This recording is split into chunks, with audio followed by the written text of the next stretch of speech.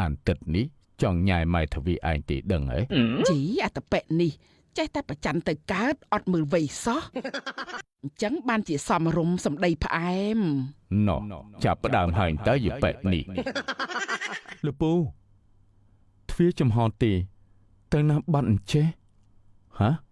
ស្បែកជើងនៅនឹងទេតែប៉ុណ្ណេះប្រកាសជារកមិនឃើញទេ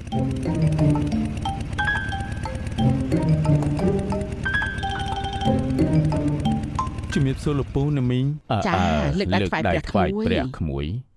លោកពូណាមីងកំពុងធ្វើរបងមែននឹងអីឃើញឯងកំពុងធ្វើរបងហើយសួរឯងកំពុងធ្វើរបងមែនទៀតចេះធ្វើពើទៅរួចតែចង់ញ៉ាយប្រពន្ធអញទៅវៃប្រយ័ត្នត្រូវត្បូងចប់វើយមីងកំពុងតែជីរណ្ដៅដាំបង្គោលធ្វើរបងផ្ទះកុំឲ្យគោវាចេះតែចូលស៊ីដំណាំណាមួយជួយការពារសុវត្ថិភាពផងដែរណាក្មួយស្មានតែលោកពូណាមីងដាំដើមឈើខ្ញុំចិត្តតែឆ្ងល់ដែរដើមឈើអីអង្គត់ត្រង់អត់ឬអញ្ចឹងដាំមិនរស់ស្មានតែលោកពូណាមីងផ្សំវាឲ្យមានឫសសិនណែម៉ែទ្វីអានទឹកនេះចង់ញ៉ាយម៉ែទ្វីឯងទីដឹងហ៎ជីអាតប៉ែនេះចេះតែប្រច័នទៅកើតអត់មើលវ័យសោះថាមិនត្រូវដែរបើម៉ែទ្វីឯងកូនពេញកមុំហើយនៅតែស្អាតសាច់ឡើងតែលុកដូចតឡាចខ្ចីអញ្ចឹងខានលឺពាក្យនេះយូរហើយលោកពូដូចជាមិនសូវសប្បាយចិត្តមិនអីទេក្មួយគាត់ហត់អញ្ចឹងហើយហើយចុះក្មួយមកពីខាងណាខាងណីដែរនោះខ្ញុំឈ្មោះសទ្ធាមកពីខាងធនាគារនៅស្រុកស្រីសន្ធរណាមីងអញ្ចឹងបានជាសមរម្យសម្ដីផ្អែមណោះចាប់ផ្ដើមហើយតើយីប៉ែនេះបាទសូមអរគុណណាមីងតើលោកពូណាមីងមានត្រូវការប្រាក់កម្ចីដើម្បីធ្វើរបងនេះឬពង្រីកមុខរបរអីទេមីងពូមិនធ្លាប់ខ្ចីគេផងខ្លាចគ្មានប្រាក់សងបើមីងពូពុំមានមុខរបរអីធំដុំនឹងគេផងនឹងមិនអីទេលោកពូណាមីងសម័យឥឡូវគេនិយមខ្ចីប្រាក់ពីធនាគារយកទៅរកស៊ីពង្រីកមុខរបរស្ទើរតែគ្រប់គ្នានឹងសូម្បីតែថកែធំក៏គេខ្ចីដើម្បីបង្វិលដើមទុនរកស៊ីដែរគេរកស៊ីគេមានចំណូលឯមីងពូមានចំណូលឯណាបានតែផលដំណាំចិញ្ចឹមសត្វតិចតួចគ្រាន់តែរួចមហូបឯកូនណាធ្វើការនៅភ្នំពេញឯណោគ្នារកមិនសូវបានផងមានកូនធ្វើការនៅភ្នំពេញកាន់តែប្រសើរហើយណាមីងអាចបន្ថែមចំណូលងាយស្រួលផ្ដល់ប្រាក់កម្ចីជូនអើយមិនទាន់មានតម្រូវការទេណាក្មួយអើយអញ្ចឹងលោកពូណាមីងយកលេខទូរស័ព្ទខ្ញុំទុកសិនក្រែងលោកពេលណាដែលមានតម្រូវការអាចតាក់ទងក្មួយបានអញ្ចឹងក្មួយលាសិនហើយលោកពូណាមីង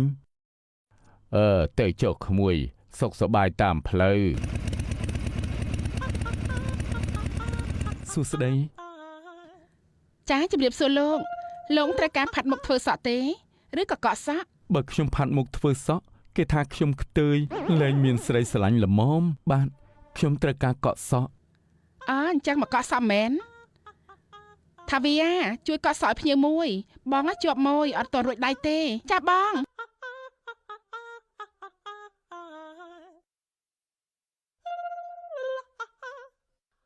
លោកដេកនៅទីនេះហើយខ្លាចចាប់រំលោភខ្ញុំធ្វើមិនទៅខ្ញុំនឹងយំហើយតើតាយូណោថ្មិចភ្នែកផងខ្លាចសាប៊ូចូលភ្នែកសាប៊ូអត់ចូលភ្នែកទេចូលភ្នែកតែសម្រស់អ្នកកក់សក់ឲ្យប្រុសព្រានខ្ញុំអត់បានធ្វើអីដាក់ផងថាខ្ញុំប្រុសព្រានអូនឯងទេដែលជាអ្នកកាន់ក្បាលបងនិងអែលសក់បងចាប់បោចសក់ឥឡូវមានតែចាប់បោចដាច់មួយឥឡូវហ្នឹងទាល់តែធ្វើឲ្យបងស្រួលទើបមានអារម្មណ៍កុំស៊ីជម្រៅពេកសក់ប៉ុណ្ណឹងសោះមិនក៏មិនកក់ខ្លួនឯងខ្ជិលម៉េះបើកក់ខ្លួនឯងមិនបានឃើញមុខស្រីស្អាតអូនជាអ្នកភ្នំពេញមែនខ្ញុំអ្នកប្រាច់ពោតំបន់របស់ខ្ញុំតាខ្ញុំធ្វើការធនាគារនៅខាងព្រែកពោនោះខ្ញុំមានមិត្តភ័ក្តិនៅស្រុកនោះដែរថ្ងៃណាមួយសុំទៅលេងផ្ទះបានអត់តែខ្លាចប្តីអូនឯងវាយចាស់បានដោយក្តីរីករាយគ្នានៅកំមុំសោះថាគ្នាមានប្តីសង្ស័យមើលឃើញថាវីនឹងចាស់ហ្មងខ្ញុំស្រឡាញ់ចិត្តតែញាស់លេងនឹងបើខ្ញុំចូលស្ដីថាវីយកអត់ស្រេចតាម៉ែហើយមួយនេះឡងចង់ឲ្យខ្ញុំអស់សាប៊ូពីហាងហើយមើលទៅ ហើយណែពុកថាវីក្រែងយើងសាឡបងខ្ចីគេធ្វើរបងម្ដងមើលក្រែងធូរកម្លាំងពុកវីឯងធ្វើម្ដងរាប់សិបថ្ងៃទម្រាំហើយមិនទាន់បានប្រមាណផងវាពុកអស់លីងតែខ្ញុំចិត្តតែខ្លាចមិនចង់ទម្លាប់ខ្ចីប្រាក់យកទៅធ្វើរបងទៅធូរកម្លាំងរឹងមាំហើយបានយូរទៀតមែនហើយពុកវីលបងឈើនេះណាភ្លេចខ្លួនវាពុកអស់ហើយវាណាមិនសូវមានសវត្ថភាពដូចជាបង្គោលលបងថ្មនោះទេតែពូមិនសូវយល់ពីកម្ចីប្រាក់អីគេនឹងផងចាំក្មួយបញ្យល់ប្រាប់លោកពូណាមីងបើអញ្ចឹងមីងខ្ចី4លានរៀលបាទណាមីងចាំក្មួយរៀបចំឯកសារជូននៅតែយកជ័រភ្នៅមកត្បៀតឃ្លៀកឥឡូវដល់ថ្ងៃបងការហើយបានលុយឯណាបងយឺតមួយថ្ងៃ2ថ្ងៃក្រែងមិនអីទេពុកវាឬក្មួយហ្វុងប្រាប់ថាយឺតបន្តិចបន្តួចមិនអីទេបើបានអញ្ចឹងមិនមានអីខ្លាចតែមកដល់ផ្ទះ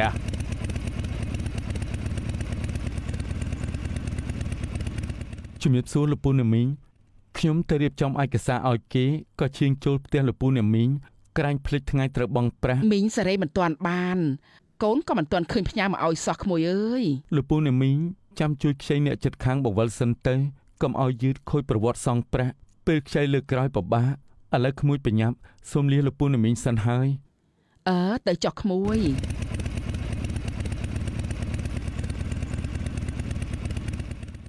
ពុកវាសាក់ទេសួរកូនបន្តិចទៅខែនេះក្រផ្ញើលុយមកម្លេះអើយហើយអត់ឃើញទេមកទៀតណែទូរស័ព្ទម៉ែវាទេតកូនវិញទៅខ្ញុំមិនសូវប៉ិននិយាយផងអាឡូកូនម៉ែជម្រាបសួរម៉ែកូននឹកម៉ែខ្លាំងណាស់ម៉ែសុខសប្បាយទេម៉ែ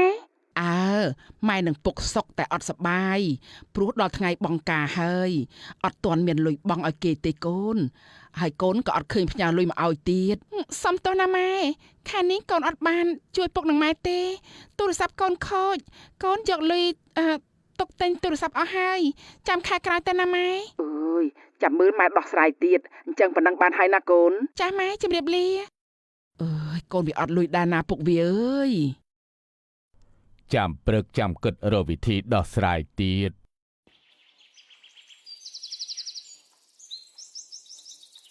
ម៉ែវាចាំស្ដាប់សំឡេងម៉ូតូមិនម៉ាយើងគេចទៅចំការជ័យនៅក្រោយផ្ទះអូយមិនអីទេពុកវាខ្ញុំស្គាល់សំឡេងម៉ូតូ CO នោះច្បាស់ណាស់នោះសំឡេងម៉ូតូនឹងហើយពុកវាមកហើយរត់ទៅរត់ម៉ែវាឲ្យលឿនឡើងលោកពូណាមីងនៅផ្ទះទេលោកពូទ្វារចំហទេទៅណាបាត់អញ្ចេះស្បែកជើងនៅនឹងទេមនុស្សបាត់ទៅណាទៅតិចឮសំឡេងម៉ូតូរត់គេចទៅក្រោយផ្ទះបាត់ដឹង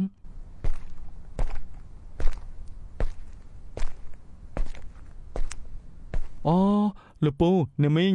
មកនៅឯនេះទេអីអត់ឃើញទៅបងប្រាក់កំពុងធ្វើអីនោះគឺមីងមកបោចស្មៅចំការនឹងណាអត់មានស្មៅផងនឹងគឺមីងច្រឡំមីងថាកាប់ចេញយកទៅលក់ក្រែងបានលុយបង្គ្រប់យកទៅបង់ការឲ្យក្មួយជែកមីងក្តាប់នឹងពូថាមកបេះខ្នោទេតែចំការនេះអត់មានដើមខ្នោផងពូពូច្រឡំទៀតហើយមិនអីទេក្មួយចាំពូតាក់តងកូនពូឲ្យគេជួយដោះស្រាយឲ្យបាទពូមីងអញ្ចឹងខ្ញុំទុកពេលឲ្យពូមីងតែមួយថ្ងៃនេះទៀតទេ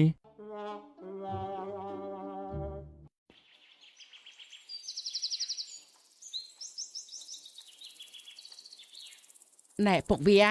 ព្រឹកនេះខ្ញុំទៅផ្សារទៅរកទិញម្ហូបបន្តិចម៉ែវាឯងទៅចុះតែបញ្ញាប់មកវិញណាក្រែងលោកគ្រូ CO នោះមកទាលុយទៀតខ្ញុំមិនដឹងដោះស្រាយបែបណាទេម្នាក់ឯងនោះចាពុកវាអញ្ចឹងខ្ញុំទៅហើយបើម៉ែវាឯងនៅទៅគ្រាន់តែជួយស្ដាប់សំឡេងម៉ូតូគ្នា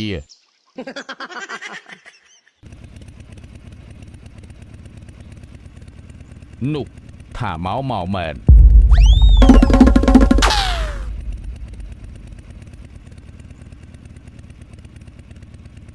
ម្ចាស់ផ្ទះបាត់ទ្វារទៅណាបាត់ហើយខ្ញុំយកពោតស្ងោមកឲ្យម៉ូតូលបងញៀនសោះ